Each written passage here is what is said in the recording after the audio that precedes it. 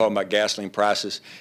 Always before, in my congressional district, which is North Harris County, all of Liberty County, and Jefferson County, the #1 issue has always been border security. Ever since I took office, we do some polling, and people always want to talk about border security first. #2 is health care, and energy was third. Now energy is first.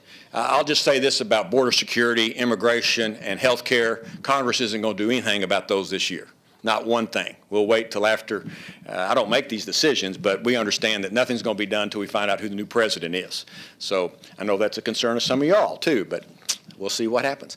But the gasoline prices continue to rise, and they're going to get higher and continue to get higher. Now, I represent Port Arthur and Beaumont, which produces most of the refineries in Texas and in the country are right there in that area in the Golden Triangle.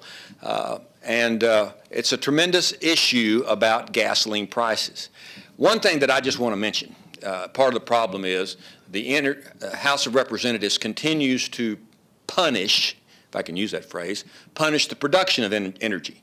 We still survive on crude oil, whether we like it or not. That's what drives our vehicles.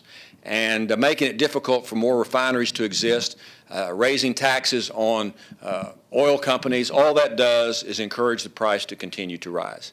I personally think that we ought to drill in the Gulf of Mexico and off the coast of East Coast and West Coast. The Hurricane Rita and Hurricane Katrina proved that drilling can take place safely because of the 700 rigs that were damaged or destroyed in the Gulf of Mexico because of Katrina and Rita, and you had no oil seepage from the bottom of the Gulf of Mexico because of those damaged rigs.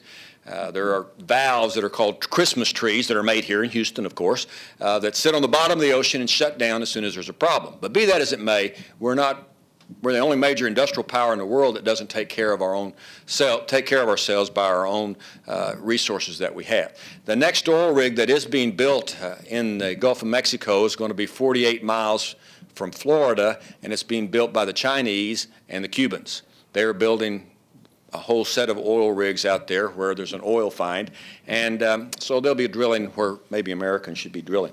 But one problem that we have is the devaluation of the dollar.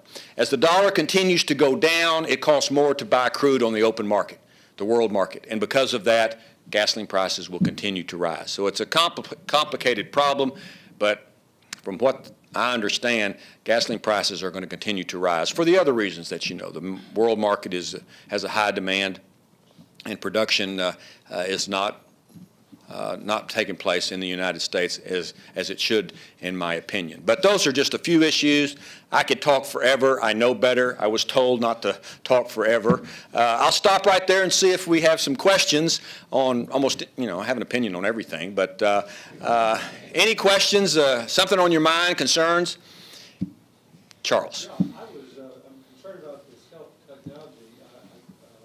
I guess it was stolen, and as you said, it could be used for that one purpose, could be used for military and other purposes. Are we going to develop, is our military developing the technological answer? Are they working on that to come up with a solution? He was asking about the stealth technology on these submarines. I don't know how they got it. I have not been privy to how they found out about it. If you look at one of these submarines, it kind of looks like an alligator, because of the fins that are sticking up, the stealth technology. You can look up on my website. I got a photograph of the submarine, but I don't know where they got it. And I think the Coast Guard and the Navy have been monitoring this for some time, and they came to us saying we need some help on legislation. And so it just shows you how smart the drug cartels are. I don't know where they got it. Made out of fiberglass. An Italian made? Yes. I don't know if it's fiberglass or the other type. I read an article like 3 years ago. They got technology from Italians. Okay. Well, these are fiberglass. I don't know, maybe just... It doesn't make any difference whether it's fiberglass or something else, but they're very cleverly made. Any other questions? Well, good. I'll hang around and talk to some of y'all if you have any other questions. Thank you very much for allowing me to be here today. I appreciate it.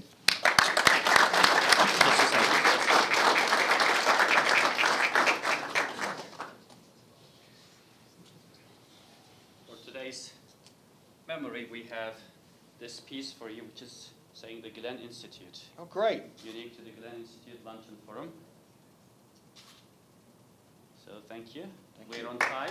It's 1 p.m. We're done. And we have the next luncheon forum is on May 14th.